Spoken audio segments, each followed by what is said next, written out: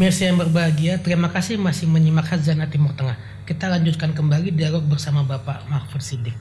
Baik Pak, kalau kita lihat data dari sejumlah lembaga internasional seperti IMF, IDB, World Bank dan lain sebagainya kan pada 2019 itu tercatat Pak ada 2 negara yang memiliki jumlah pengangguran cukup tinggi di kawasan Timur Tengah, yaitu Iran mencapai 14,5% dari jumlah penduduk pada 2018, bahkan terus meningkat menjadi 16,8% pada 2019 kuintil keempat.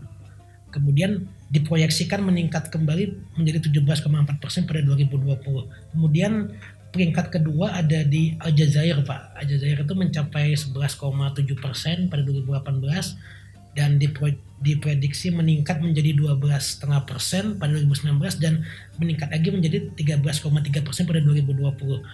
Nah, di tengah-tengah ketergantungan ekonomi yang mulai dilepaskan dari minyak bumi, kemudian ada juga konflik geopolitik di Timur Tengah.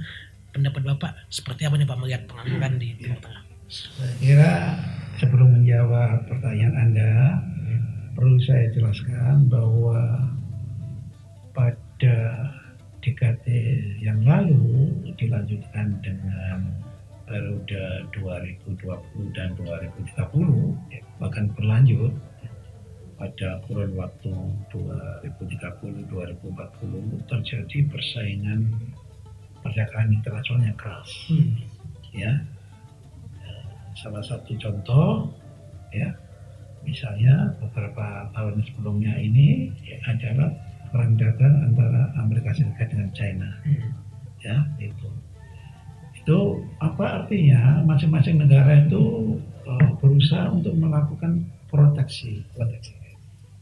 Pada akhir abad ke-20 itu dipromosikan namanya perdagangan bebas. Ya, negara-negara itu ini kalau ingin maju itu harus ekonominya terbuka. Tapi 5 tahun terakhir ini ternyata negara-negara mulai melakukan proteksi, ya kan? Proteksi dari ekonominya di dalam negeri, khususnya industri dan sebagainya. Negara-negara yang kuat, yang punya daya saing tinggi itu yang menang, ya kira-kira begitu. Ini hukum alam gitu. Kalau di alam itu singa menjadi raja hutan kan gitu, ya kan, rusa, antilop dan sebagainya itu menjadi makanan.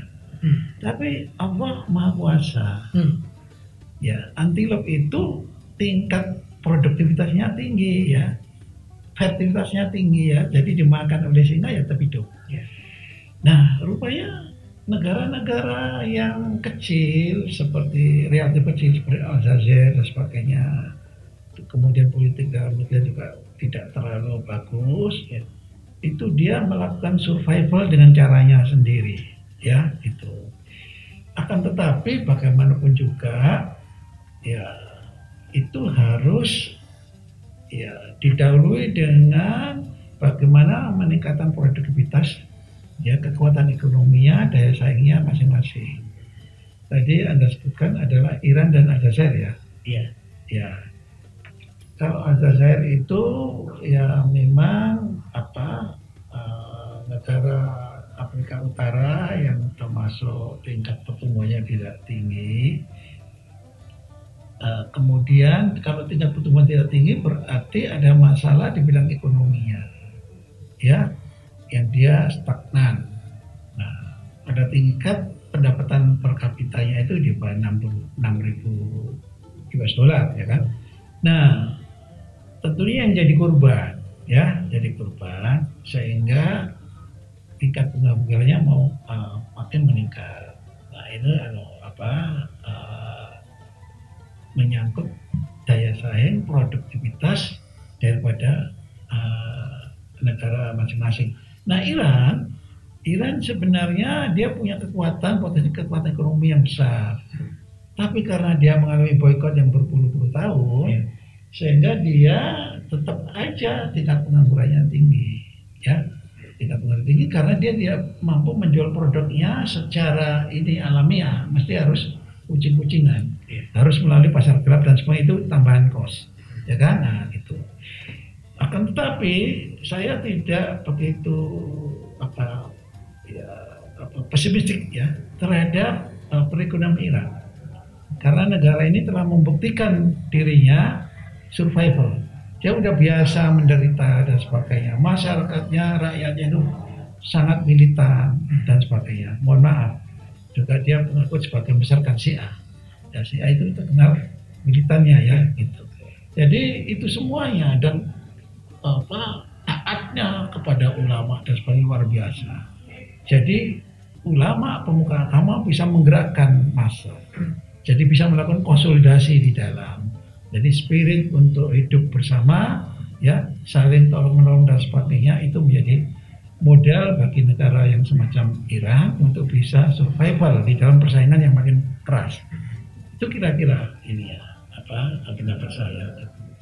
Ya, yang saya sebutkan tadi sebenarnya contoh dari negara-negara eksportir minyak Pak yang jumlah penganggurannya cukup besar. Sebenarnya ada 3 negara lagi yang tidak negara importer minyak seperti Sudan, kemudian Mesir dan ya antara lain itu Pak yang cukup besar juga penganggurannya. Baik pemirsa, penjelasan yang sangat mendalam dari Bapak Mahfud Siddiq. Terima kasih Pak atas kehadirannya. Terima kasih telah menyimak acara ini hingga selesai. Kita lanjutkan kembali di episode berikutnya. Assalamualaikum warahmatullahi wabarakatuh.